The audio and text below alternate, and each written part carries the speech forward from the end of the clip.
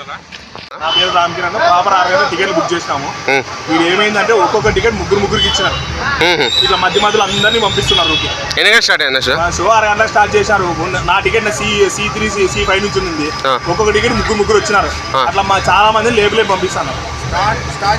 ఏమనంటే ఇది app failure అంట. యాప్ ఫెయిల్యూర్ ఉన్నారు.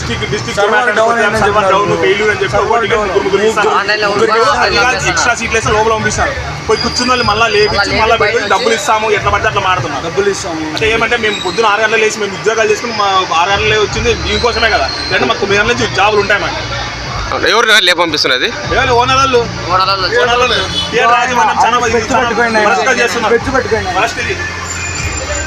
ఏం జరిగిందా? కావాలని 6 బుక్ చేసుకున్నాను. వాళ్ళు ఇక్కడ చూస్తే ముగ్గురిని కూర్చోబెడుతున్నారు. మార్నింగ్ ఆల్రెడీ గాయత్రి చూసామన్న సినిమా. సూపర్ ఉంది సినిమా. నచ్చే ఇంకోసారి బాగా చూడొచ్చు అని చెప్పి ఇంకోసారి బుక్ చేసుకోండి. వాళ్ళు మళ్ళీ బుక్ చేసిన మా ఫ్రెండ్స్ గాయత్రి బుక్ చేశారు.